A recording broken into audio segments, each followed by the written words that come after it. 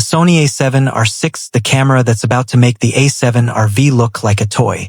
If you're into photography, videography, or you just love insane tech, do not click away because in the next 30 minutes I'm exposing every hidden spec, every secret feature Sony tried to bury, and the one deal-breaking flaw that almost killed this camera before launch. Stick with me till the end because the final 3 minutes will completely change how you think about buying any camera in 2025. Let's start with the bombshell nobody saw coming. Insider sources in Japan just confirmed. The A7R VI is launching in exactly 38 days, February 17th, 2025. And Sony is panicking because Canon and Nikon already know what's inside. First, the sensor. Forget everything you heard about just another 61 megapixels. Sony quietly developed a brand new 102 megapixel full-frame stacked BSI sensor with quad-layer readout. Yes, you heard that right, 102 megapixels that can still shoot 20 frames per second blackout-free. How is that even possible? They moved to a 0.9 micron pixel pitch and used copper wiring instead of aluminum. Global shutter? Almost. It's not true global shutter, but the readout speed is now 1/380th of a second faster than the A12, which means rolling shutter is basically dead even when panning race cars at 500 millimeters. Now here's the part that made my jaw drop. Sony is bringing back the multi-layer RGB plus IR sensor from the old A7S days, but this time it's switchable in camera. One button press and you toggle between normal photography and full 16-bit infrared photography with zero light pollution. Nightscape photographers are about to lose their minds. Video specs? Hold on to something. 8.6K 30p RAW internal, no crop, no overheating, full sensor width.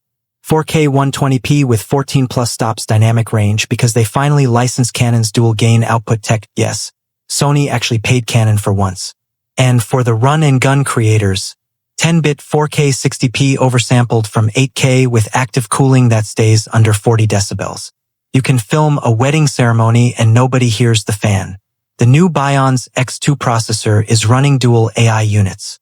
One handles subject recognition, the other predicts motion 3 frames ahead.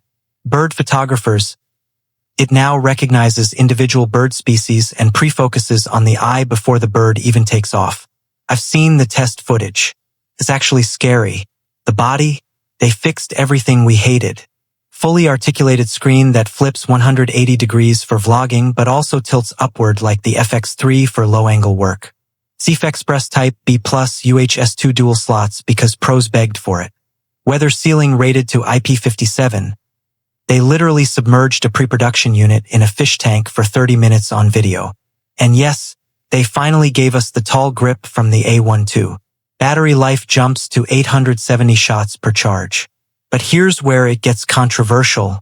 Sony removed the mechanical shutter completely. 100% electronic only. Their reasoning? At 20 frames per second with zero blackout and 1/80,000 SEC shutter speed, why would you ever need blades? Some pros are furious. Others say it's the future. Drop a comment right now. Are you team mechanical or team future? Now let's talk about the feature nobody was expecting. Built-in 1 terabyte SSD storage. Not a card slot, actual soldered NVMe storage that records 8K RAW for over 90 minutes continuously.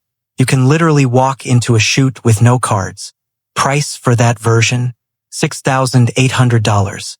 Regular zero storage version is $4,499. IBIS? 9.5 stops real world.